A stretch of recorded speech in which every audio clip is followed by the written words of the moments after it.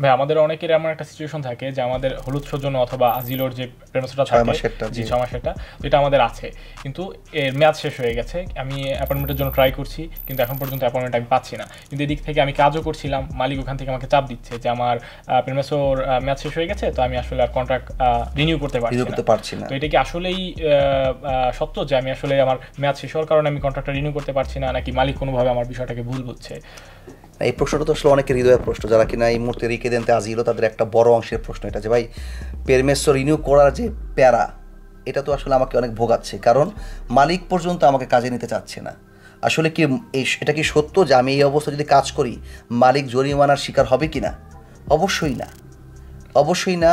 এই কারণে আমরা একটা ব্যাপারটাকে কমন সেন্স থেকে যদি অ্যাপ্লাই করি, যে আমার যে পেরমেসোটা, আসলে পেরমেসোটা একটা প্রক্রিয়ার অংশ, একটা প্রসিডিউরের অংশ, আমার রিকেসের অংশ।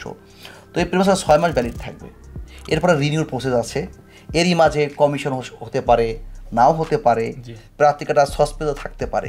কিন্তু মাথায় সবসময় রাখতে হবে, যেহেতু প্রক্রিয়াটা শেষ হয়ে যায়নি দেফিনিটিভামেন্টে, যেহেতু এটা এখনও চলছে, তো পেরমেসো যদিও এসকাদুতো হয়ে থাকে, কিন্তু আমি কাজের অনুমতি হারাবো না। ওকে, কারণ আমার প্রক্রিয়া এখনও ইন কোর্সো। আমি এই অবস্থাতে না খেয়ে থাকবো না, তো আমি তো চুরিও করবো না, তো আমি কাজ করবো। তার মানে আমার মালিক ভুল বুঝলেও আমি কিন্তু সঠিকভাবে যদি বোঝাতে পারি, যেহেতু আমার কথা বিশ্বাস করবে না, অবশ্যই আমার অ্যাডভোকেট দিয়ে যদি বোঝাতে পারি, অথবা এমন কাউকে দিয়ে বলাতে পারি যে যৌক্তিকভাবে মালিক বোঝাতে পারবে যে কাজের অনুমতিও হারায়নি, ওর পেরমেসো রিনিউ করার জন্য ওয়েট করছে, কিন্তু কাজের অনুমতি হারায়নি, কারণ লা প্রচেদুরা দেল্লা রিকেস্তা ইন কোর্সো।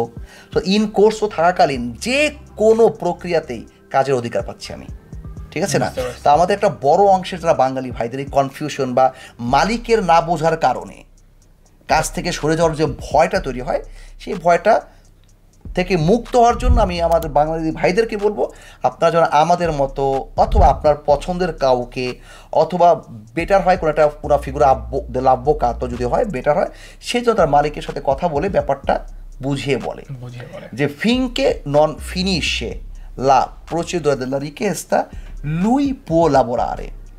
যদি এরকম হয় almeno una richiesta per l'appuntamento, una mail, ওকে, তাহলে আমরা বলতে পারি আমাদের বাঙালি ভাইদের জন্য, আপনারা যারা এই বিষয় নিয়ে প্রবলেম ফেস করছেন, আমি জানি অনেকেই করছেন, প্রবলেম ফেস করছেন, আমি নিশ্চিত এটা আমি, তো আপনাদেরকে বলবো মানে এটা নিয়ে আপনারা প্যানিক করবেন না।